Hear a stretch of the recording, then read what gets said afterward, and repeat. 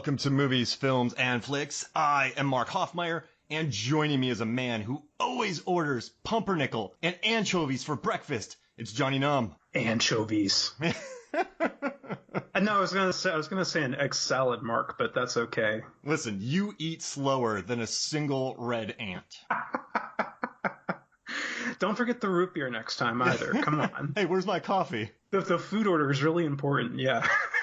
I mean, some of the best moments in Dragged Across Concrete revolve around food. The cake speech. Mm-hmm. Oh, I mean, this is a very food-esque movie. You know, I didn't really think about it, but it seems like every time there's a shift in the plot, food pops up. Yeah, invariably. I love that, though, right? Yeah, I know. I mean, I don't think food quite gets its due in film as it should, you know, so. Yeah. And else, I mean, Jennifer Carpenter's character, she had to go to work to afford the expensive baby formula. That's true. Laurie Holden's character, she couldn't cook, so she ordered Chinese. True. This is going to be a spoiler pod, by the way, for Dragged Across Concrete. And they had cupcakes at the bank. I mean, come on. Yeah, there were cupcakes. You had a baby. Celebratory cupcakes. Yeah. Double chocolate. Oh, did they specify? Yeah. Oh my gosh, yeah. You had a baby 3 months ago. I kind of hate you. You know, this is a very unique angle to take on Dragged Across Concrete. We just talked about the food aspect of it. This will really throw people for a loop. It's already throwing me for a loop, so I'm totally fine with that. Yeah. But hey, go for it. You go ahead. I was like, I'm gonna get the introductions in here. So Johnny Numb, you've probably sent us some amazing listener questions. John Levengood of this podcast is a huge fan of yours. Then he introduced me to you. Then I became a huge fan of yours. And I just read your Ranger review at Crash Palace Productions. It's a really good review, man. Oh, thanks. Have you seen the Ranger, Mark? Yeah, I dug it. I really loved the color scheme of it, the color palette, and the way it looked. I thought that was very unique in regards to horror films. Yeah, you know, that's a good point. For like a backwoods horror movie, you didn't quite expect it to be as colorful as it was. Yeah, I thought that was pretty neat. Yeah, outside of earth tones, obviously, but yeah. I really dug it. And then also, I saw on your Letterboxd, so it's at Johnny Numb, that you're a fan of the movie Devil. Oh, you know, I just rewatched it recently, and yeah, I didn't.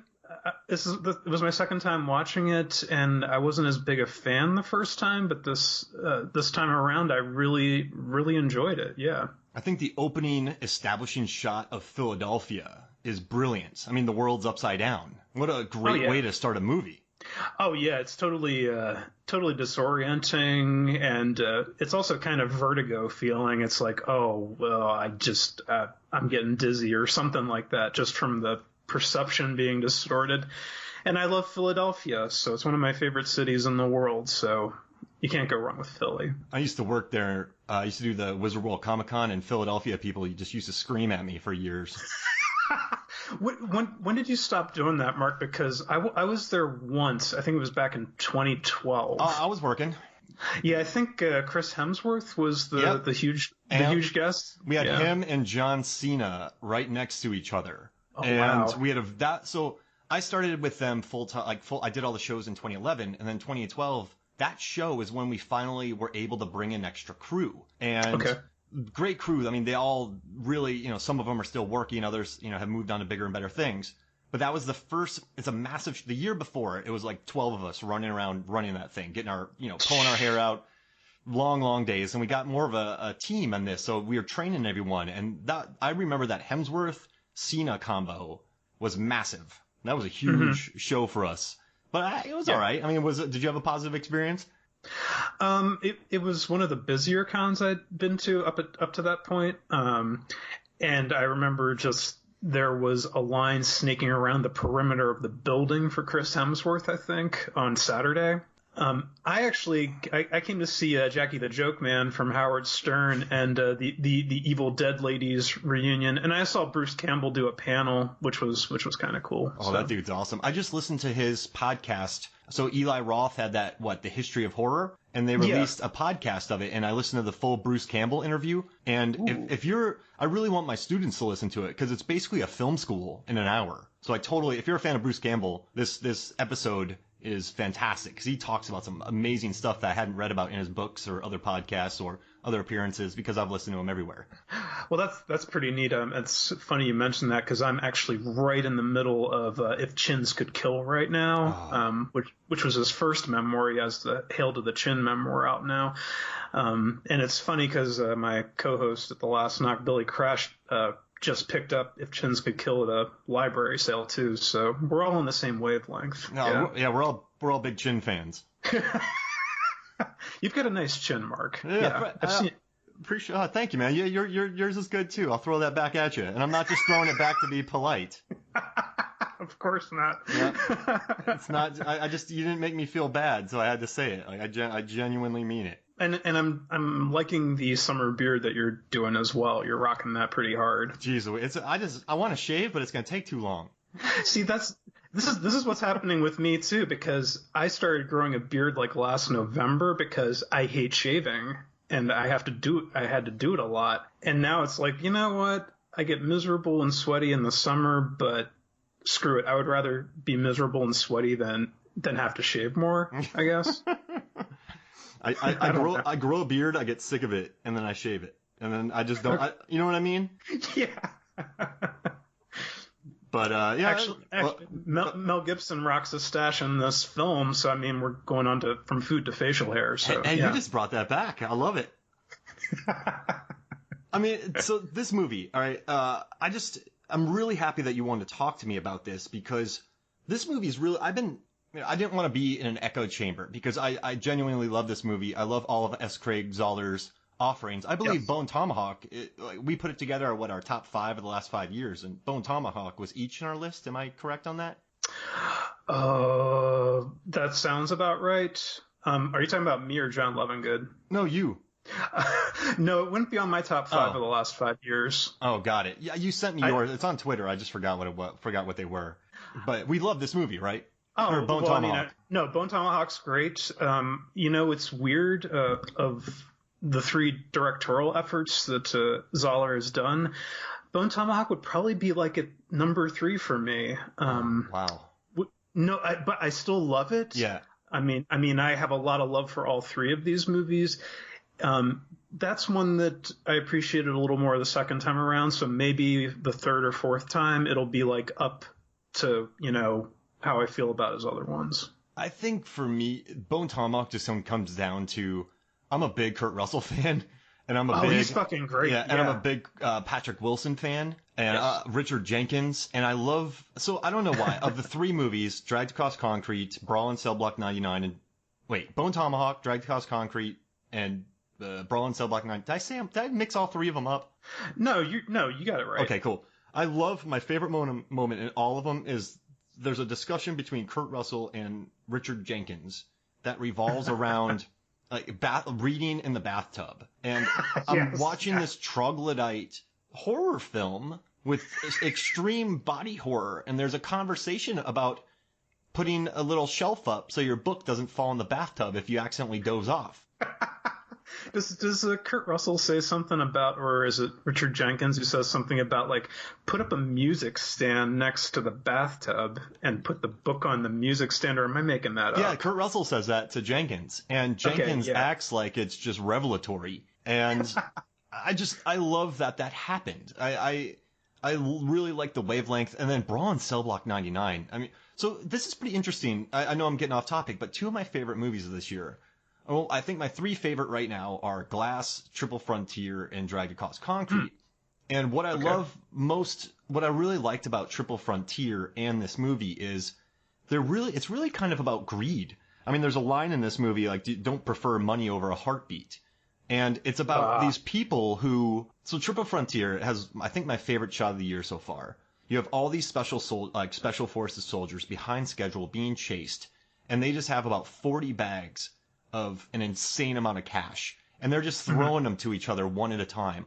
They're moving so slow. This is more money than they'll ever need, but it's just like an overview of greed to me. And I really like that. And I loved how the movie just sort of became about greed towards the end. And this one as well. And you think about Bone Tomahawk, right? They had to go after the troglodytes because they had Patrick Wilson's wife. And Right. then in Brawl in Cell Block 99, the main catalyst is protecting his wife to kill somebody. And in this movie, all the decisions that are made, they just make voluntarily. There's no forcing them to do anything. It's just people who want this score, and they, two different sides get in with a side that's almost pure evil and corrupt. Yes.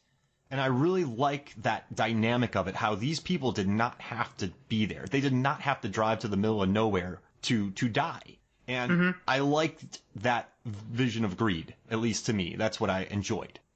And I think, no, I agree with that. And I think that's a really good observation as far as like a divergence in what Zahler's doing here, as opposed to his other movies. And it lends the film a very kind of, there's a very nihilistic feel to it, kind of, when you get up to that final-ish confrontation out in the middle of nowhere. It's almost like these characters have kind of reached their peak darkness, kind of, in a sense. It's like we're going out into no man's land. There's a dead possum refrigerator, along the side of this dank back road in the middle of nowhere. And it's kind of like even Mel Gibson observes at one point, really, it's kind of clever that it's like, there won't be any civilian collateral damage out here because it's so set back from everything else. But, him saying that is kind of ironic because there's something that happens earlier in the movie prior to that point where, it's interesting because they kind of sit on their laurels while something terrible happens that they could have actually maybe done something about. Yeah, absolutely. So it's kind of interesting. Yeah, it's interesting how the characters are kind of selective about. Yeah, and I dug that too, right? I really liked it, and I also I guess what I was trying to say, I go off on tangents, you know me. I kind of wanted to get out of my echo chamber for this movie because I really enjoyed it. So I went and I read all the most hated reviews for it, and then I read the most beloved reviews. And there's a few things I noticed where this is a very interesting movie in that people either hate it before they watch it, or they watch it and they think that the Vince Vaughn and Mel Gibson are the heroes. They're like, yeah, brother. They really so it's very interesting how it's very polarizing. I think. Go for it. You're gonna. Well, no, I just I know a few people online who shall remain nameless. But they, I think, are not going to see this film just for principal reasons, kind of, and they have to do with Mel Gibson, actually. And I guess for me I love watching S. Craig Zahler. I didn't go into this movie for the action or, I guess in the pantheon of film, I'm never that big on anti-heroes, to come to think of it. They're never like, I never looked at these guys once as heroes. I mean, from the beginning, you understand that they are cruel. And a lot of the excuses, they just they've made these problems to themselves. So I never really looked at that. But what I love about Zahler's films, and I don't think a lot of people would have their be open to this, is but just the moments where Vince Vaughn eats a sandwich for 2 minutes. I mean, it's the best the best eating moment since a Ghost Story where she eats the pie for 18 minutes.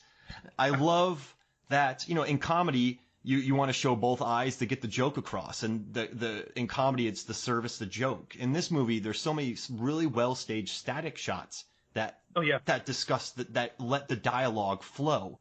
And I just also what I like about Zahler, and I don't know, those bad Tarantino knockoffs in the 90s that just felt written. I mean, every movie's written, but they were written. Does that make sense? Like stuff like Suicide Kings and stuff like that. Yeah, I know what you're talking about. Super written. This movie, though, I always feel like there's a certain poetry. Overwritten. Yeah, overwritten. Yeah. There we go. I feel like there's a poetry to Zahler's.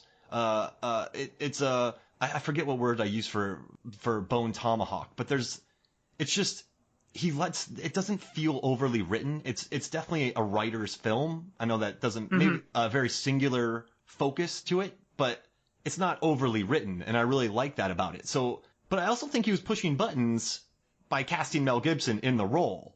So he knew what he was doing, but he also made a good movie. So it's conflicted a lot of critics. So 73% on Rotten Tomatoes, but all the positive reviews are like, well, they're deplorable, but he's good. And all the negative reviews are like, we hate this movie, but S. Craig Zahler is awesome. It's really weird.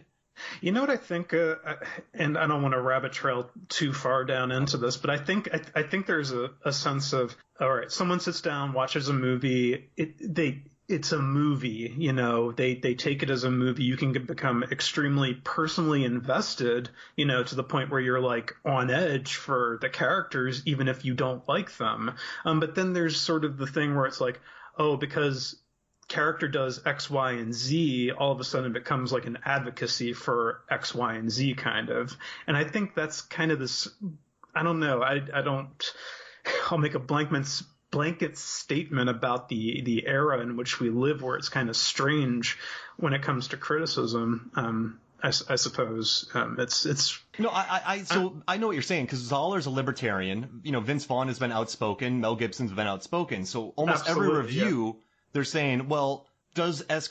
Craig Zahler really mean this dialogue? No, he does not. If you look at his other, he doesn't. But since, you know, he did cast some people that you could assume that with, but then you also watch, you know, serial killer movies and this, that, and the other, and everyone's like, oh, they're fine. We like these movies. But then you have these kind of characters, and people are definitely. Well, Zahler did say he wanted to trigger people in an interview. Oh, yeah, he did. Yeah, and so I mean, he did what he wanted to do with this movie. Do you think that's correct? Oh, absolutely. And I mean, I think going back to what you were saying, it's, you know, all of his films are very much writers' films. They're written, but they're not overwritten. Even though, you know, Dragged Across Concrete is an epic length film. Yes, It's just shy of. No, well, I don't want to say shy of 3 hours by 20 minutes, but, you know, it's like, but I sat there, and he's one of the only directors I've done this with. When I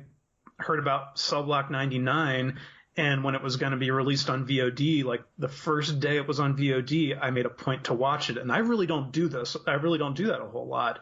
And with this, I heard about it, I guess, first on the festival circuit last fall. So I kept I was waiting to hear about some sort of release where more people could see it. And I did the same thing with this. I watched it the first night it was available, and I was totally enthralled of it. I love what he does with character and dialogue, because he's very proficient with it. He's proficient with both. He has a real knack for creating characters who feel lived in, and the actors bring it to life beautifully. So yeah. Well, yeah, there's dimensions. Like, he allows them room to literally eat for 2 minutes. Yeah. And I love the cake scene between Michael Jai White and I have his name right here. Is Henry. It Tory Kittles? Yeah, Tory Kittles. So Henry and Biscuit, or Slim and Muscles. But so after that, the robbery by those villains, the three villains, they're scary. They are. It's about bad people meeting worse people. Would you say that sounds correct? Yeah, I mean, that's another interesting thing that Zahler does, is that, you think, Mel Gibson and Vince Vaughn are creeps, basically, or just your prototypical abusive, ripped from the headlines policeman. Well, you haven't seen nothing until you've seen these goggle-wearing, spineless, amphibian-looking mofos who just seem to crawl out of the primordial soup, do their thing on some really unfortunate people. Yeah. So you got Vogelman, and then henchman number 1, and henchman number gray gloves, black gloves. Yeah. I love that line too. Henchman number 1, henchman number 2. But that scene though. So after the robbery, they murder some people. They act like they don't show some of the acts, but they cut a dude's. But they castrate him with a knife. They murder people. They shoot Jennifer Carpenter, which is insane. And while they're driving away, Henry and Biscuit. We've jumped away to the end of the movie. Whatever. It's okay. That's what we do. And I love though that Michael Jai White is feeling ill at ease, and Henry busts into this story about how at Michael Jai White's birthday party they had cake, and it was a T-Rex ice cream cake that had just eaten a Stegosaurus, and then it gets even more deep when Michael Jai White's angry that he's the birthday boy and his buddy got a bigger piece of cake. Birthday boy always gets the big piece. Yeah. And then it turns out the mom knew that the kid wasn't eating much, so she gave him a bigger piece of cake. Mm-hmm. And you're watching this movie where, you know, a woman was just forcibly made to pee into a piece of cloth and they threw it out of a window. And then there's a deep conversation about a kid getting more cake because the birthday boy's mom knew that he wasn't being fed.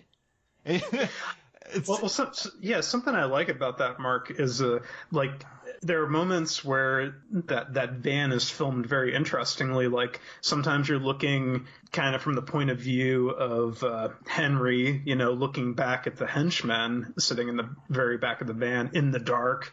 Mm-hmm. And then sometimes the camera is mounted on the hood and you just see Henry and Biscuit together. And it's kind of almost like one of those moments in a movie where a character is like next to someone who's like mortally wounded, and it's like it's just you and me here. It's just the two of us, you know. It's like this is how I'm gonna bring you down back to earth, kind of. I know things are terrible around us, and we might be in over our heads, but you know, it's okay. I'm gonna tell you this story, and it's gonna bring you back down. And that's kind of the genius of some of what Zahler does with dialogue and character. Yeah. I want to see one of his screenplays just to see how he formats them. I know he is the director, so he probably does it. He probably has his own Zahler-esque way because he basically writes and directs.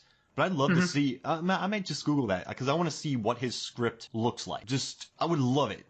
Does he take a novelist approach? Because I know he writes. Is it? I don't know. I don't know why I said that, but I think it would be really cool to analyze how he writes his scripts. You know, to that point, Mark, I don't know if you picked up the Blu-ray or have any plans to. There's a really nice, meaty featurette that's like 40-some minutes long that goes into, you know, casting, production, and a bit of the controversial aspects of the film. And I think it's Mel Gibson who's talking about how Zahler's scripts are basically, they read like novels, basically. Tell me more. Well, no, you know, I was just going to bring up the comparison that's been getting bandied about the most, I think, with Zahler, especially with this film, is the comparison to Tarantino, as far as the interest in dialogue and character. And I've read some of Tarantino's scripts that have been actually published and sold, like Pulp Fiction I actually have on my shelf, and those, you know, and Inglourious Bastards, those scripts, in that published final form, read very much like novels. The attention to detail and description is really insane and really detailed in Tarantino's script. So I would imagine that if anything, Zahler could, you know, he might be even more detailed and explicit in his scripts. I love that. Also, I read in your 4.5-star review on Letterboxd about this movie that this dialogue, yes, it definitely pushes buttons. Mm-hmm. But it's not told in so you wrote, like Tarantino sometimes, his dialogue is very hip, very, what's the word that I'm looking for? I think the thing, I don't know if it's the word, but I sometimes feel that Tarantino is winking too much at the audience. He's a bit too self-satisfied with his dialogue, and that sometimes detracts from the characterization, because you get this feeling that it's like, oh, well, these are characters, but it's really Tarantino. Oh, yeah. Overwriting the characters. Whereas with Zahler, I feel like there's no overlap. There's that distinct separation between the author of the characters and the characters as they exist in the movie itself, as played by the actors. Got it. No, I think that's true, because I was thinking about what you said. So I got to do my research about the co-host, and that definitely got me thinking about that. I couldn't. You articulated it better than I did. And I'm putting you on the spot here. But tell me more about this behind the scenes. How did he do the casting? How did he decide on Vince Vaughn or Mel Gibson? What was the set like? I heard it sounded like it was a really like smooth, conflict-free production. Apparently Vince Vaughn knows Mel Gibson as a friend, maybe, and I think Vince Vaughn shot the script to Gibson, and Gibson responded to it and was sort of taken with the character. Jennifer Carpenter was also in Brawl and Cell Block 99, and I think Zahler's kind of doing the not in the same way, but like how David Cronenberg will reuse like certain actors. He's been using like the same crew for decades now. I think Zahler's kind of doing his own. It's like these actors worked really well before, or maybe I don't know if he's writing specifically for certain actors, but he seems to be kind of building that, this worked really well. Why reinvent the wheel? I'll give these people something new to do, and it'll totally, take people by surprise. And yeah, it's just like, if you really like the movie, I would recommend really picking up the Blu-ray, because I'm more accustomed to just like a 10-minute throwaway featurette on stuff at best with most stuff that comes out today. But this was really meaty and substantial. I can't remember too much. I can't remember as much as I'd like to about it, but I was just probably sitting there with my jaw dropped, just in awe of hearing about the method and process by which he does stuff. I'm gonna buy this. I mean, I'm picking up the Ravenous Blu-ray because it has 3 commentaries on to listen to. I'm kind of bummed I didn't listen to that for this, but I'm glad you definitely had some information on it. That's really cool. Yeah. Is that like an alternate region disc then, or? Oh, which one? Oh, the Ravenous? It's their new one that just came in 2014 by Shout Factory. Is that what you're talking about? Oh, you're talking about the movie Ravenous. I thought Ravenous was like a label or something. Oh, like my bad. Yeah, the never mind. Guy Pearce.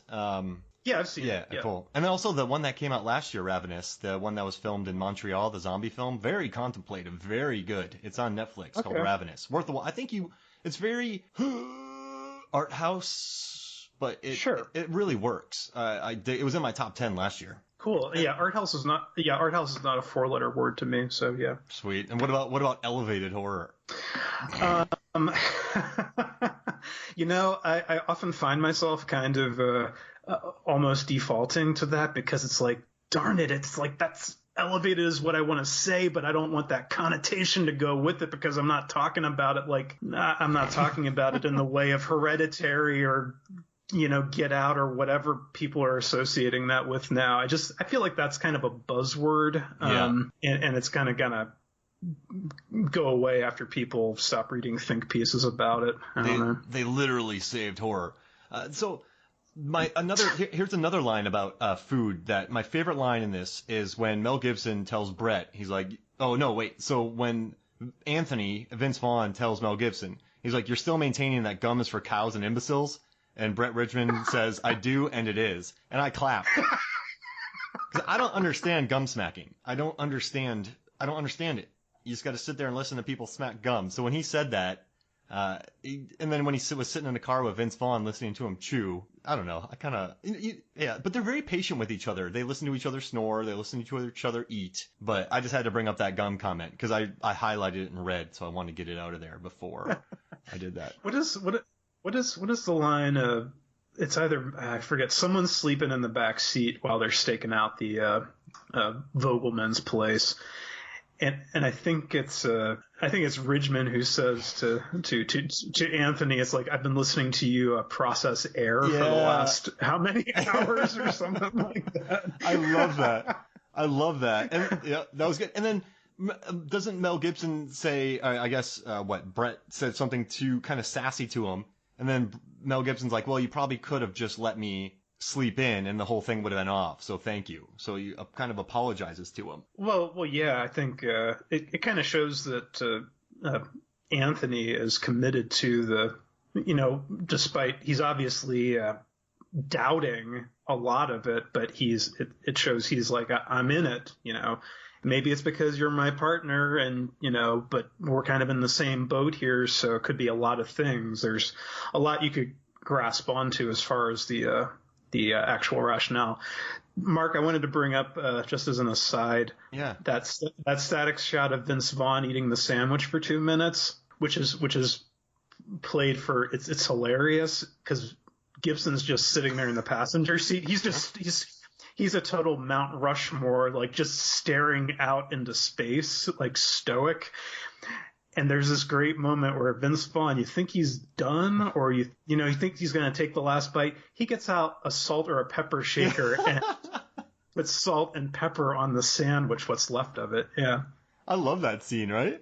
Oh yeah, it's just a fantastic it's another bit of like his character, of Vince Vaughn's character. It's just a little wrinkle there that, okay, where did the salt shaker come from? Did he steal it from the sandwich shop? Does he carry one with him? It's these questions. Oh man, yeah. It's not his car. So that's true. He had to have stolen it. No, but he wouldn't steal. That's the thing. I don't think he would do that, despite the criminal enterprise that he's entering into at the early stages of at that point with Mel Gibson's character. I could see him almost like, opening up his, pulling out a salt and pepper shaker from like some inside holders on his leather jacket or something like that. Just carrying it in there. Oh man. He might have. What if he has like a bottle of Tabasco sauce too? Maybe. Well, he does say that during stakeouts, the best part is the eating. So when I worked on film sets, I had everything in my truck known to man that could get me through a day. So for him, he probably has all the hot sauce, salt, pepper, sugar, powdered creamer. He probably brings a little fanny pack of various things to put on food. You know what, Mark? We never really saw the details of the back seat. I think in the footrest behind the driver's seat, there's a mini fridge that has like International Delight and stuff in it. Maybe something a bit more classy than that. And he just like reaches around, opens up the mini fridge and, puts it in his coffee or something. There's a mini fridge. There's got to be a mini fridge. Because that's the best part about stakeouts. Yeah. It's the food. Emilio Estevez and Richard Dreyfuss would be jealous. Mark, why do you think they call them steak outs? Come on. They have a hibachi in the trunk. I want you to write an article. It's off topic, not off topic, but off the subject of. That's right. Just how many hours were Vince Vaughn and Mel Gibson sitting in a car in this movie? Yeah. Oh, geez. Yeah, they're in a lot. They're most of the movie. Yeah, and I think that this movie was only $15 million, and he literally stretched it to 2 hours and 40 minutes. So and it doesn't look low budget at all. He found ways to use that money to its maximum effect. Yeah. And he plays it smart too. If you look at a lot of these, like the homes that people live in, so Mel Gibson's apartment, Vince Vaughn's or his fiance or girlfriend's home, I think it's maybe his home. The other homes that you see, they're very, or even in the beginning when they go into the house, that is home to, Vasquez. It's very sparse. Everything, he didn't bother making these homes feel lived in. He made them kind of sterile because he probably wanted to spend money somewhere else. He didn't want tchotchkes. He wanted, does that make sense? It's very, very clinical, very sparse production design in this film. Yeah, and something else I noticed, Mark, I agree with what you're saying there, that he probably wanted to, redistribute that elsewhere. But I think something also interesting is that the set design, it is very spare, but everything in the shot has a purpose. Like, I love the scene near the beginning where Henry comes home. He's just been released from prison, and he comes back to his mom's apartment. We see him walk over to a couch, and he takes a baseball bat from underneath the couch. Like, this is something that's always been there kind of thing. It's just like one of those it's a nice little detail. But something else I noticed about the sets is that Zahler usually has the lights kind of turned down. They're like dim, except for Vince Vaughn's girlfriend's sort of high-rise society apartment, I'd say. Yeah. But for the most part, it's kind of like darkness kind of fills the corners. So maybe he was kind of working around, maybe a set didn't look too set-like. So maybe to kind of make it look a little less like a set, he kind of, down-tuned the lighting schemes to make it look a little more, I don't know, make you look a little closer, make it look a little murkier, like the characters' consciences. Jeez Louise, you got me wanting to watch this again. I would show it to my production design students, but I don't think they're ready for it yet. They would watch this thing and be like, Mark, what are you doing to me? Jeez Louise, what's going on here? Hey, so how about this? Go for it. No, you go ahead. Okay, I was gonna say, how about let's take a quick break and we come back. I got a bunch of questions for you. How's that sound? Oh, I love it. Welcome back to Movies, Films, and Flicks, and I just had to listen to Johnny Numb eat an entire pumpernickel and anchovy sandwich that was toasted. It's got to be toasted. It is an hour later, but you really enjoyed it. Did it help you get in the mindset of the characters? I'm savoring the flavor of Dragged Across Concrete much more, yes. What did you feel about the anchovies lines by Vince Vaughn?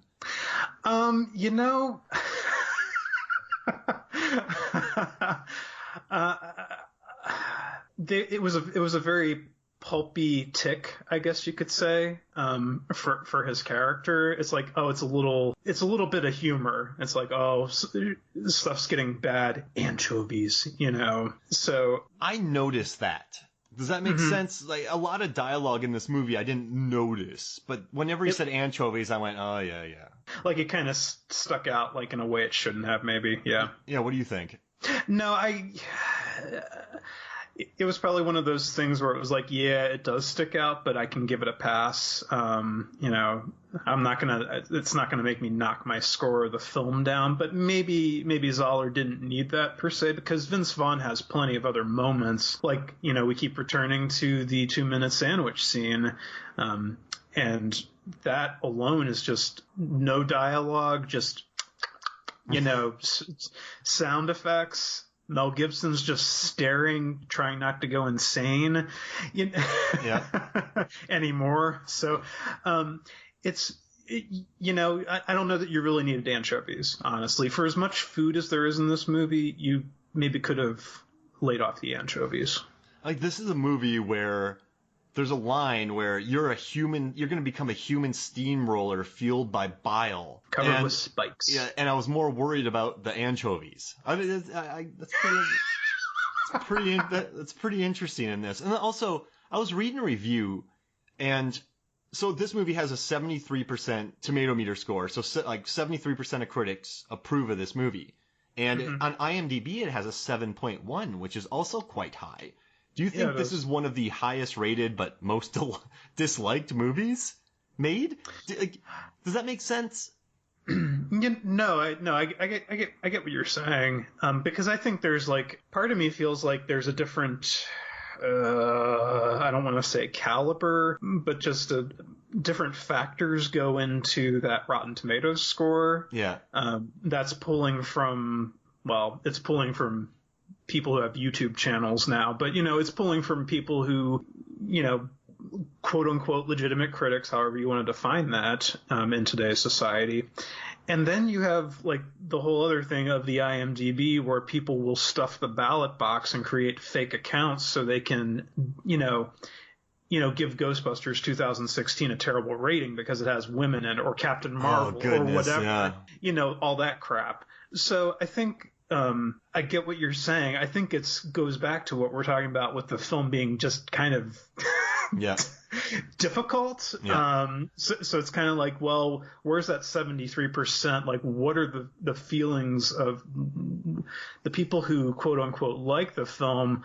What are they saying about it? Is it like, well, I don't condone the actions of the characters or what happens in the film or its attitudes toward women, minorities, violence, what have you, but it was well crafted and well done. That's every review. That's every review. I read a bunch, and there's always an asterisk. Like, I loved it, but I can't condone their actions. Yeah, and I think it's kind of telling that the IMDb score is, fairly high, even though it is a newer film, and those tend to track a bit higher in, I think historically they tend to track a bit higher in the initial kind of burst when they're released, and then it kind of tapers off as time goes on, like the rating kind of equalizes. I don't know how to say it. Yeah. But that's kind of telling, because that the people on IMDb are just guys like me who can, have a computer, can write a review, leave a score, and that kind of speaks favorably to the film as well. And I'm sure it's littered with the same kind of contradictory feelings, but I admired what the film was, how it was done. Yeah. Every single review. So I was reading, I think I got this from the New Yorker. Let me find this quote. Yeah, the New Yorker. Ooh, but it's kind of crazy. Dragged Across Concrete hits a trifecta of racism, sexism, and nativism. Its stereotypes, rants, and hate-filled implications were all there to the movie. It could easily go out with the rest of the cinematic trash, but there's much more. And he goes, but there's much more to it, both in content and style, which makes it formidable, memorable, and all the more insidious. So this guy basically he spends a lot of it talking about, the female element in this film. You have, in the beginning, you have the woman who is deaf, correct? She has hearing issues. And she's half naked too. Yeah, and freezing. And then you have Laurie Holden, who has MS. Yes. And then you also have the woman who obviously has postpartum depression after having her child. So the reviews, like, there's women here who are deaf and they're shown half naked. Then you have another woman who can't take care of herself. Then you have another girl who's being bullied, and then you have the mom is the mom of Henry. Henry, yeah, the mom Henry is drug addict. So women in this movie don't have. Then there's another woman who's very much so insulted. So it's very rough on women to that regard. And the reviewer made a big point of that in this film. Mm-hmm. But, of course, every review in this movie says but. They're just saying how formidable it is and how memorable it is and how, despite all of that, it's still well crafted. And so I'm telling you, you read these reviews, you can throw it out. It could easily go the cinematic trash, but there's much more to it. So this movie really is a discussion point for people. And also on A.A. Dowd gave it a B, and he wrote a very well-written review of the film. And one of the first comments said, "I can't believe that you, AV Club," he didn't write the review, gave Captain Marvel a C, but then you give this horrible racist movie a B. And they're like, well, I haven't watched it, but they're like, what is AV Club becoming? And I'm like, wait, what? But I'm telling you, this movie has, I love how it's become this sort of lightning rod of people who love it, but they're like, but I can't condone it. But then people who hate it, but it's well made. I don't think I've ever witnessed a movie like this before. Is there something like similar to this film out? I'd be hard pressed to think of. I'm sure there have been. Maybe not with the profile that this one has, though, because granted, it had a limited theatrical run, but it mostly debuted on VOD. And then it had the Blu-ray release like 2 months ago.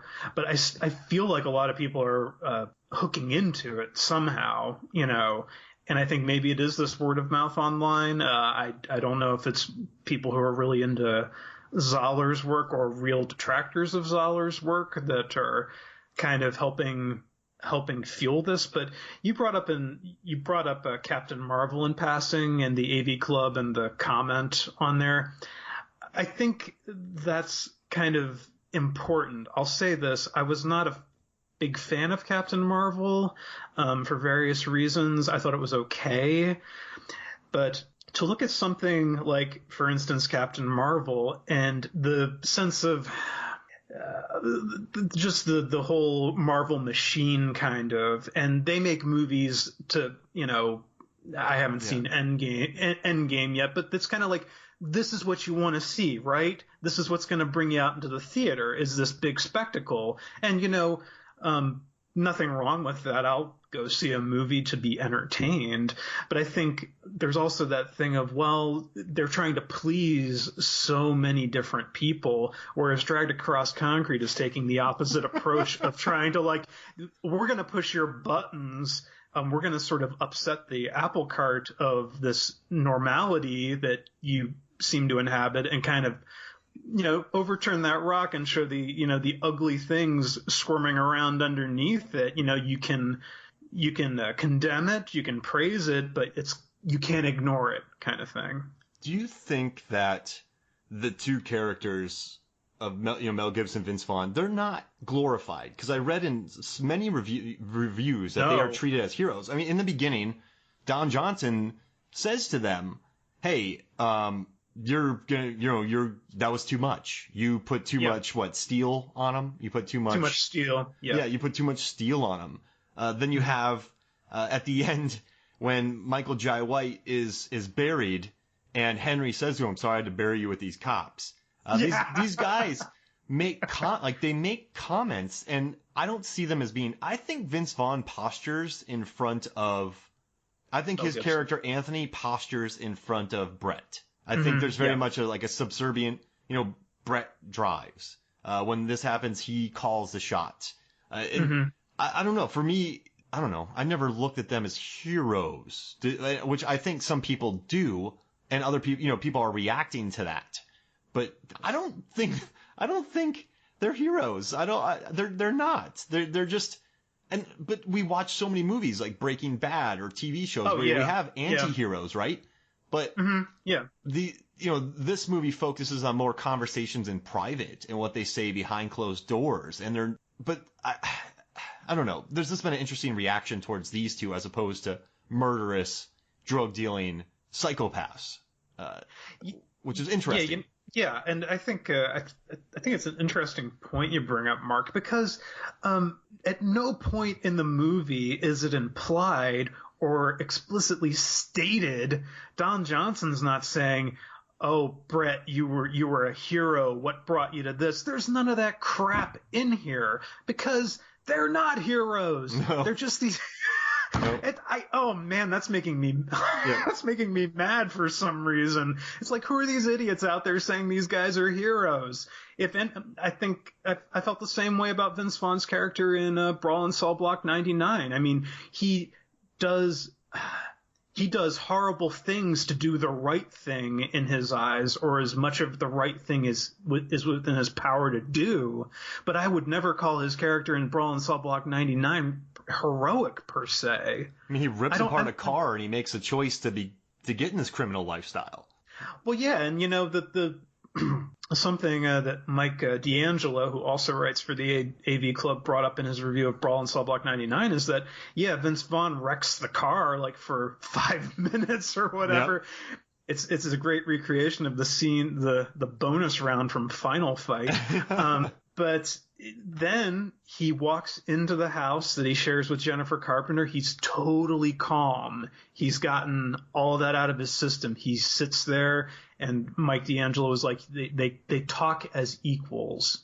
And that's something that's really something, I think. But, still, I didn't feel like his character was heroic in that film. I don't feel that Anthony and Brett are heroic in Dragged Across Concrete. Do they? Oh man, yeah, it's hard. One of my favorite lines of this decade so far is by Jennifer Carpenter in Brawl in Cell Block 99, where she's cooking food, and Vince Vaughn walks in and goes, "What are you doing?" She's like, "Well, the part that comes between buying the food and eating the food." That's a great line, right? We bring it back to food once again. Oh, so much food. And then there's cannibals in Bone Tomahawk. Yep. Well, yeah, that's the original meat. Yeah. Food plays a big part. I think Zahler is really, I don't know, sitting there writing those epic length screenplays. He's got the breakfast special in the to-go box. You're right. Yeah. When all right, so I just brought in the movie so they go to this guy's house. They in the beginning of the movie, the guys, and also let's give props to Noel G, because he's in. So he's in Fast and Furious, Training Day, Gamer, Dark Knight Rises, Fresh Off the Boat, Buffy, Old School, Bruce Almighty, SWAT, Furious 7. Basically, he's in every movie. But so he plays this drug dealer that they catch, and they harass his girlfriend in a pretty cruel scene. There's nothing they're mean, and I actually really felt for the actress. I thought she was pretty good in her role. It's a bit of psychological head effery going on there. Yeah. And I felt bad for her, even though they were going to deal drugs to many children. But then they go to this diner afterwards because they want to find this drug so they can go to Burt's and eat. Yeah, Burt's. And I love that scene though, because this waitress walks food over to him. Then she walks away. They get a call into John Johnson's office. He's like, "You box this up?" She's like, you mean the stuff that just walked right over to you?" Like, yes. I love that sassy waitress, and I loved Mel Gibson's response. Another food part. Yeah. Oh, geez Louise. Yeah, I'm hungry. No, it's very food heavy. Yeah. And then, I mean, what else is there to really unpack in this movie? I mean, what about the robbery? What a horrible scene. What happens to Jennifer Carpenter? Yeah, that's the movie was going on when I first watched it. I was wondering, I saw her in the trailer. I was like, where is Jennifer Carpenter? And then she shows up and I was like, who is this? Why can't she get on the bus? I love that setup because you're asking all these questions. And, people annoy me when they're like, well, why is she not getting on the bus? What's her problem? I hate people who talk during the movie and can't just let the movie be the movie, kind of. Yeah. So I love how it kind of works backwards to why she's so upset and so distraught. And then there's that thing of life happening, like literally you have the baby, but then life is in the worst possible thing happens when that first day she goes back to the bank. And if she had maybe delayed a couple minutes longer, or her husband had let her inside to play with the kid, there might have been a very different outcome to her life. So yeah, the heist is awesome. That guy is going to have a rough life, knowing that he sent his wife to work, even though she just wanted to stay with her baby. Yeah. And he also kept telling her to stop yelling, and she was never yelling. I found that to be a very interesting choice of dialogue. Does that make sense? Because he kept telling her to stop screaming. Is that a bit of like mansplaining kind of? Not mansplaining, but just kind of like, oh, honey, you're hysterical in so many words. Yeah. And she's suffering from depression. Yeah. I mean. And then she gets her fingers blown off. Then she gets her face exploded like a watermelon getting smashed by Gallagher. Well, it's kind of like the scene in the original Dawn of the Dead where the guy kicks the door open and blows the guy's head off. Yeah, it is one of those moments. Something that I really liked about that heist. Zahler finds ways to do things that you've seen a million times before, but he does them in this completely idiosyncratic way, like the distorted tape recording that the robbers use to address the room when they enter. Yeah. It was pre-recorded, correct? I believe so, because he would it's like he'd play the tape, then he would stop the tape, and then wait for a response from the person they knew was going to be there. And then, yeah. And then he goes, "Are you sure?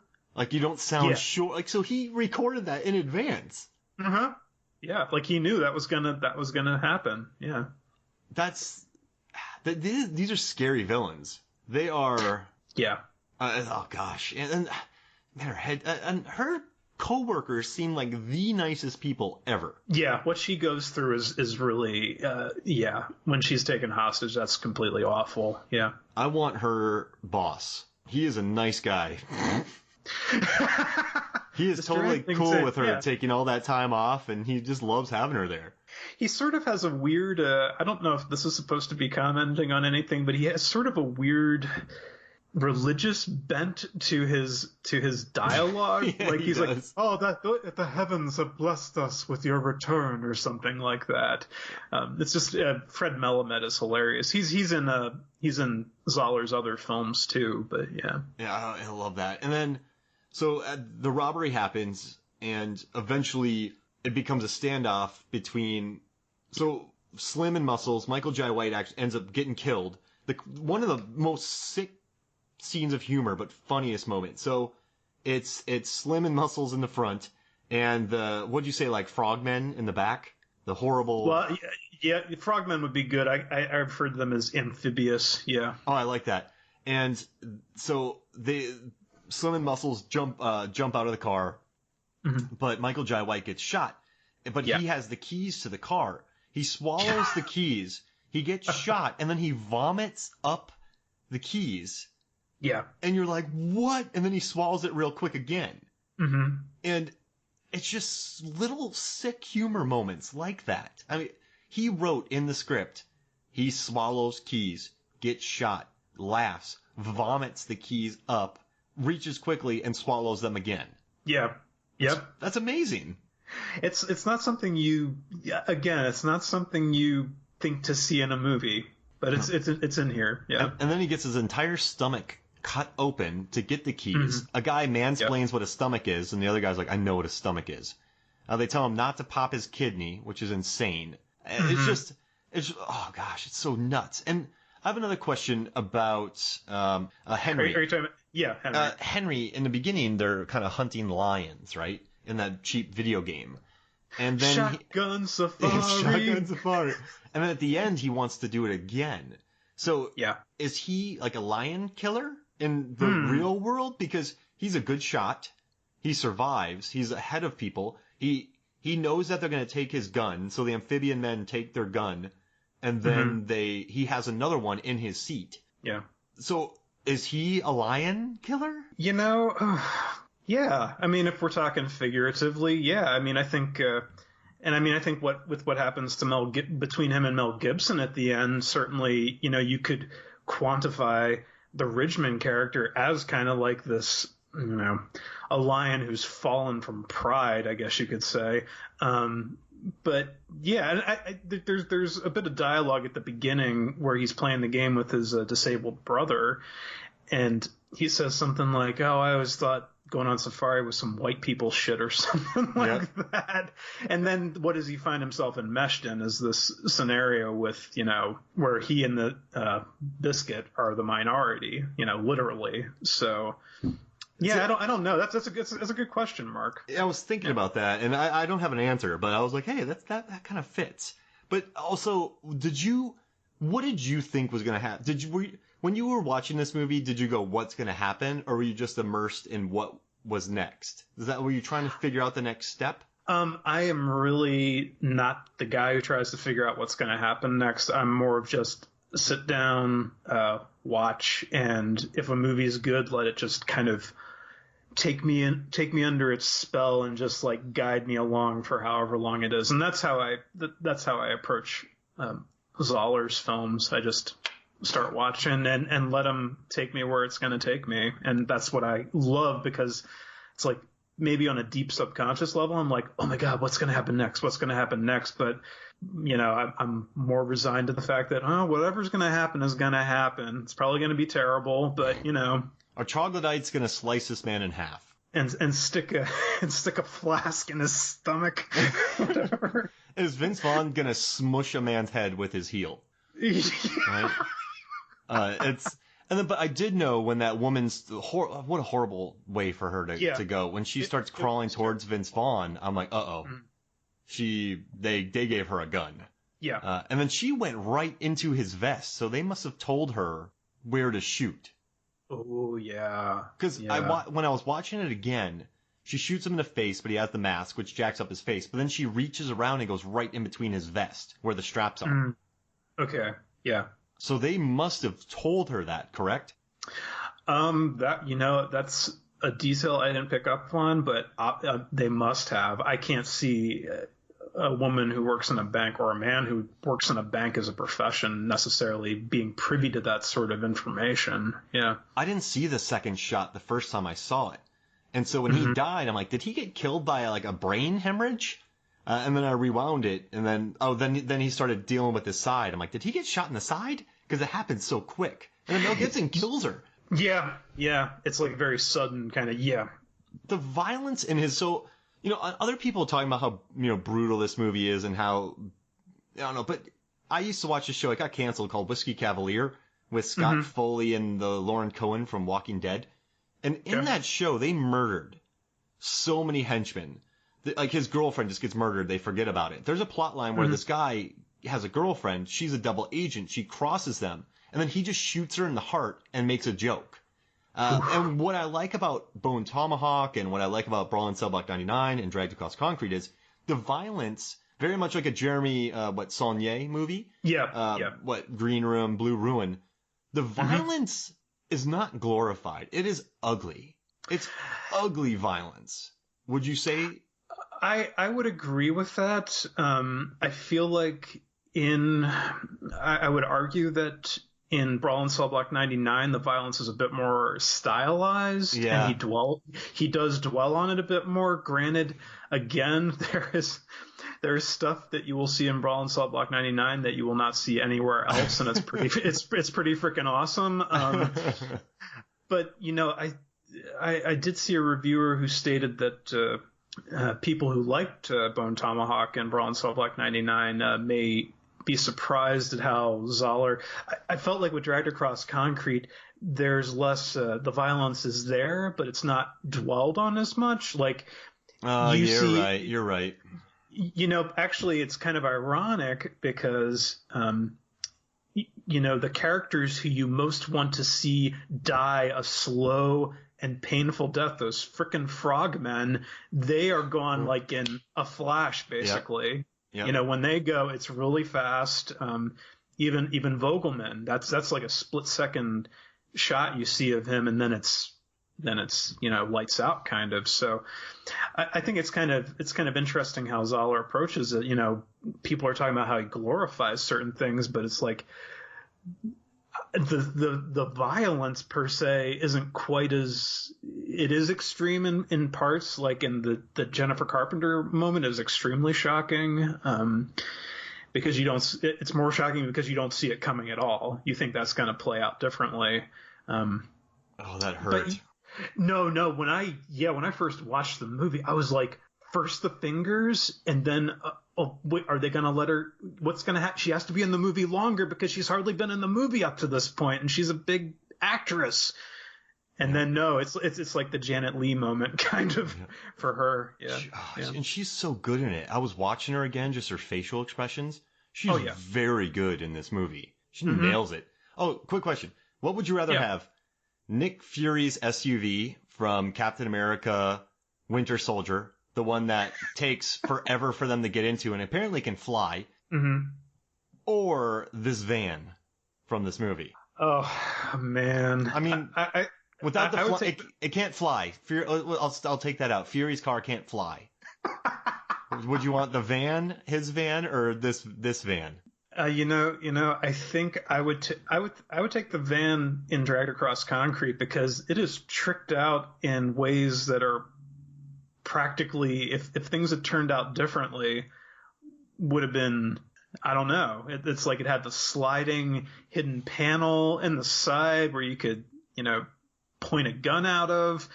It had the airless tires, whatever that means, that you can't shoot out the tires. Crazy. I know. I was like, do you know anything about airless tires? I was like, am I just stupid? And this is a thing I didn't know existed, or did Zahler just make this up for the movie and expected, where it's like, okay, just roll with it, kind of. Literally. Yeah. I would take the van from Dragged Across Concrete, but I would use it for good instead of evil. Hey, there we go. And I love when Vince Vaughn shoots the tire and Mel Gibson goes, "Did you miss?" And Vince Vaughn goes, "Don't be a dick," or something like that. But this movie, go for it. Go for it. No, just that deadpan rapport that they have is fantastic. Yeah. I mean, so. Any other scenes you want to touch in this film? Is there any other kind of things you wanted to touch on in here? Well, we did talk about Don Johnson, and I think he's just in it for a scene, but it's, what a scene. It's a really meaty role. And, he kind of presents, I think his character kind of presents in a bit kind of the moral quandaries of the reviewers we were talking about who feel pulled in two different directions, but kind of come out the other end, like with a sense of kind of admiration or appreciation for what Zahler's done. Because Don Johnson's kind of like, I get it, but these are the rules, and this is I'm tasked with enforcing the law, and I'm in this political position, so therefore I got to do this to you. It's nothing personal, and I can say you gave him too much steel because I'm your buddy, but maybe if I were some just blue collar bureaucrat, I'd be much more much less straight with you. Yeah, I don't know. It's just I love the Don Johnson career resurgence. Honestly, he's fantastic. And I really liked how he waited for Vince Vaughn to go out of the room before he just looked at Mel Gibson and said, that was too much. You did too much. So maybe he just let them talk, let them kind of bluster. And then when it was just Mel Gibson and he, because he didn't want to do that in front of his partner, he just kind of let him talk, and then he told him how it was. I thought that was a very strong character moment at that part, and I really liked it. And also, apparently, that stupid, they were rough on the guy, and they cost themselves raises and promotions. The idiots. Yeah. I mean, they didn't have to do any of that to that guy. Yeah. And you could tell that they become a little desensitized. So I thought that was another interesting thing as well, that they cost themselves with that. I thought that was an interesting bit. What did you think about Vince Vaughn and his fiance? Did you feel like that was a little tacked on? I mean, I liked it. I liked that she used the yardstick line that he had used earlier. That was a nice callback. Yeah, it was. Yeah. I liked it for what it was. I think it did shade in his character a bit from kind of the, I don't know, kind of having that girlfriend character made him seem a little less cavalier when he was alone. Maybe he plays up the cowboy angle when he's, like you said, he's kind of beholden to Brett's character. Maybe he's trying to overcompensate a bit by being a bit of a hotshot, whereas his girlfriend kind of grounds him a bit more and keeps him in line a bit more. So I thought it was okay. I was kind of the whole thing about the engagement ring and everything I thought was a little bit it brought some character, it connected some character threads nicely, but it felt a little like the anchovies line in a way. It was a bit like, oh, that's almost too much. That's too much writing there, and it's coming around in kind of a bit too much of a typical way, like, oh, I'm dying and I want to know what she would have said, and that seemed a bit too conventional to me, but it wasn't enough to hinder my opinion of the film that much. And then when he gets the ring for her, and then you find out he's on suspension, he's like, I kind of thought to myself, I'll never be the guy to get her many diamonds, and that felt a little well, because she is doing really well, and I mean, if they join forces and live together, Mel Gibson said he could get a promotion eventually. So that just seemed like a weird tacked on line to kind of lead to his decision to help Gibson. Yeah, that's a good point. That is a bit, it's a bit of a cliche. Yeah, a cliched moment. And, again, I mean, you got maybe a few, clunkers here and there that don't quite connect, but everything else is so strong. I will say this. The frogmen, every time they encounter someone, they have some exuberantly offensive thing to say. Yeah, they do. They like have an offensive one-liner always at the ready to totally to make a bad situation even worse. You have these creeps trying to make jokes while they're killing people. So yeah, I've been desensitized, but when he says don't pop the liver, he's like, especially black guys. Yeah. I'm like, whoa, Zahler. Yeah. And also, okay, so one of the things I read in most of the reviews is a line by Laurie Holden where I guess the neighborhood is getting a little rougher, and she says, I'm as liberal as a retired cop is, but this neighborhood's making me racist. Right. And then they never touch on that for the rest of the movie. So I think that line could have been excised from, I feel like, listen, in every neighborhood there's jerks. So the daughter could be bullied. But that line, right? I mean, maybe that's what you say in private. Maybe people do have that conversation, but that line by her just felt thrown in as a bit of a lightning rod. I don't know what you felt about that line. I can see what you're saying with it. It might that might have been a little forced, maybe. I think what's conveyed up to that point, and what we've seen of the neighborhood and how the daughter gets treated and how she actually doesn't really react to what happens to her because it's happened enough and she's kind of tough, is kind of, it kind of speaks for itself. I mean, you could dive even further into the fact that, Gibson's character, Bridgman, is not operating at his peak potential. Yeah. You know, Don Johnson's telling him why, yeah, you're with a partner who's 20 years younger than you. And and Ridgman says something about how he's making now what he did years ago or something like that. Yeah. So I know the salary of detectives here in the fake city. Okay. Yeah. No, that's what he said. He's like, I know the salaries of detectives in Bulwark. They live in Bulwark. Yeah.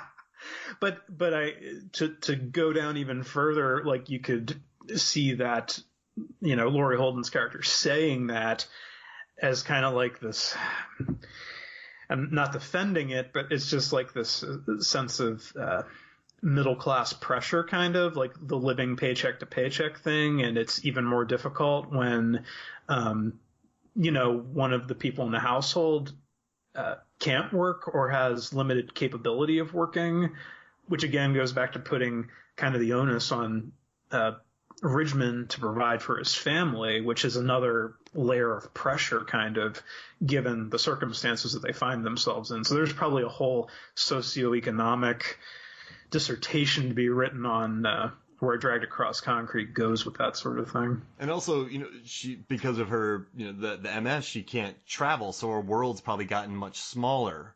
So, you know, when you are taken out of that, you have much more time to maybe dwell or think, or, you know, you're not out in the world as much. Does that make sense? So maybe you can, because you're not out in the world, you know, when you kind of, so I mean, yeah, there's a way. I wasn't offended by it. And I thought, well, maybe characters do say this in private. I mean, well, I don't condone it. But I feel like everyone has to say that when they talk about this movie. I've noticed that's just popped up in every review. So I just thought, well, that line has really struck a chord with people. Yeah. And I mean, I think I was reading an article in Empire magazine that actually brought up that line. And that was, I think, the interview where Brett Zahler was saying, yeah, I'm setting out to provoke people. So I was like, yeah. But you brought up a good point. It's like, wait, I wish I would have loved if you were like in public and you just went, ugh. Yeah. Like I told you before the show, Mark, you're like the only person I know who's watched this movie other than me. Yeah. So, but you know, well, what happens when your world is kind of whittled down and it's like you start to, people who have a much broader capability to move around and experience more, you'd be surprised at how many people have kind of closed minds towards a certain thing, or you develop kind of a closed-mindedness towards certain things. I did want to bring up something, and not to sound woke about anything, but you brought up Laurie Holden's character and how she has MS. The brother of Henry is also disabled. Yep. So I think it's kind of interesting you have that sort of representation coming from two different socioeconomic classes kind of people. Yeah. No, you're right. So, and I mean, how often you saw, you know, Junior in Breaking Bad. Oh, yeah. But you also, you know, these are things. Zahler's an interesting guy. Yeah, it's like it's like there's so much to unpack with this, and it's just there's stuff in there again, like whether it's the violence or whether it's a line of dialogue or whatever. There's just stuff in his films that you don't see anywhere else. I would say I prefer him to Tarantino at this point. Maybe it's a bit premature, but I feel like Tarantino, again, that there's that self-satisfaction that kind of bleeds through into his movies that kind of takes me out of them a bit, because it's more him than the characters, whereas with Zahler, he's totally invested 110% in these characters. He's not condoning what they do. He's just presenting always this series of unfortunate events, you know? Yeah. And he does it extremely well, and I kind of like that downbeat sort of thing. Yeah. My worry, though, and you're an avid Onion reader, so I used to buy those Onion books, and my favorite one that I use for a lot of people is there is an Onion article probably from easily over a decade ago, where, man, maybe more, but they're saying Marilyn Manson's now going door to door trying to offend people. And yes, yeah. I hope that Zahler doesn't get to that point. So right now he is pushing buttons, but I hope he doesn't get to that point. Mm-hmm. Yeah. I mean, I don't know if he will, but I don't know. Does that seem... Do you think he could go that direction? Well, it's kind of interesting that you bring that up because he didn't direct this film, but he did write the script for Puppet Master, The Littlest Reich, which garnered some controversy for some of the reasons that Dragged Across Concrete is garnering controversy. But it's kind of interesting to see that Puppet Master film and how it just feels like a more 90-minute id-driven kind of movie that just kind of, wallows in poor taste and, excessive vicious violence. I don't know. So maybe that was his way of kind of... He exercised some demons with that? Maybe he was getting some of that just for shock value stuff out in Puppet Master The Littlest Reich. Maybe, I don't know. I don't know if in the future he'll kind of... Well, do you know what we have to look forward to from him next? I'm curious, actually. So he is teaming up with Park Chan-wook, who Handmaiden, Old Boy, Stoker, Thirst, some of my favorites. I mean, Handmaiden... Mr. Vengeance, too. And they're going to do the Brigands of Rattle Creek. It's an extreme, ultra-violent Western. They're courting Matthew McConaughey, and it's going to be funded by Amazon. Ooh. So the guy responsible for Old Boy and the guy responsible for Bone Tomahawk are teaming up. You know what? I think I did hear about that, and I don't know if I'll be able to. I don't know if I'll survive that film. I guess because Park Chan-wook, Sympathy for Mr. Vengeance. That is a tough film, and I would say that I'd never thought of it this way, but you could even parallel it to something like Dragged Across Concrete in terms of like characters trying to do good, but they're foiled at various points, and things turn out terribly. Yep. So, but it's done in such a stylish way with such a great attention to dialogue and character that you're just kind of swept along and you go along for that ride. Oh man, that's awesome! I want to see it now. If McConaughey gets cast, is he going to eat an octopus, or is there going to be a giant octopus like in The Handmaiden? I think Matthew McConaughey he'll cut the head off a chicken, flash fry it, eat the chicken. For 5 minutes. For 5 minutes. Yes. Wait, yes. Like he ate the chicken in Killer Joe. Yes. That he didn't really eat the chicken. Oh yeah, that was Gina Gershon, right? Gina Gershon was eating the chicken. He should have won his Oscar for that movie, because that's a Friedkin underrated classic right there. That is a balls to the wall movie right there. But, I got to see that. There's a local art house theater that actually acquired that somehow, and I got to see that thing in the theater, and it was a glorious experience. I love that you call it The Thing, because that's the best way to describe that movie. Man, I got to see that thing in the theater. It is a thing, yeah. Well, this was really fun, man. Thanks for joining me, and I mean, thanks for helping me kind of unpack this movie, because I had no one else to talk to about it. We were a match set in that regard, yes. Well, this was a lot, and I'm glad you finally got to join us. So I'm thinking eventually we'll get Levingood in here, and then we'll get Billy Crash. We'll do like a fatal 4-way. Like, we should get the 4 of us together, and we'll all do like a horror movie draft, and then we'll have people vote to see which one of the 4 of us put together the best horror squad. That'd be a really interesting, right? I like that. I do like that. Like, because we all know a lot about horror. So a lot about horror. So that'd be fun to get all of us in here and we put together a super squad of 5, draft. Mm-hmm. No repicks. I'll pitch this. You and I can work on Billy, and we can work on Levingood, and we'll see who like. We won't do an MFF first, last knock. We'll do, fatal 4-way. What do you think? Think that could be fun? And all in fun. Oh, no, I like this. Pencil it in for October. Yeah. So we got plenty of time to plan it. Yeah.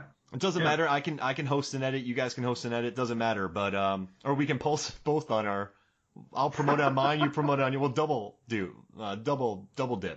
But I think we should do it. I'll get in touch with Levengood and let's get that going for October. Yeah. Let's do it. It is the month of horror. So there we go. Yeah. And it's coming up sooner than we think too. It'll be here before we know it. Yeah. I just wanted to skip to October because I hate summer so much. But yeah. Oh, that sounds like fun. Hey, so do you want to promote anything before we get going? You want to talk about the pod that you're writing? No, I just I'm a co-host on the bi-weekly horror podcast, The Last Knock, which can be found at crashpalaceproductions.com and on iTunes. And there's still podcasts on iTunes, right? I don't know. I don't even check. Okay. No, because there was some drama with iTunes recently, and I don't know if that was just the music or everything else. But okay, they'd be dumb to drop podcasts, wouldn't they? Because everyone has their iPhones. Well, that's what I was thinking. Because that's where I load my podcasts from. So, but in any case, you can find it on the site, and I also write movie reviews for the site when I have time. And you can find me on Twitter and Letterboxd at Johnny Numb. Let's talk. Let's talk Dragged Across Concrete. Let's talk about other stuff, but let's be civil, folks, please. And you got a good Twitter account too. You drop some bombs on there that I like. I appreciate it, Mark. Not like Zahler-esque, like provocative bombs, but you got some good stuff on there.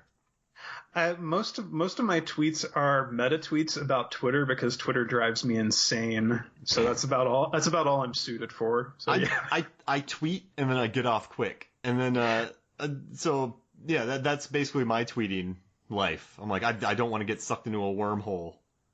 You know what, Mark? To quote Henry in the movie, Twitter is like this line. It smells like these guys shitted themselves all at once. I love it. Hey, that's good. I like that. That's all. Hey, so thank you for joining me, man. No problem. It was great. Thank you for having me. For me, Mark Hoffmeyer, and for Johnny Anchovy Numb, this is Movies, Films, and Flicks. We'll see you next week.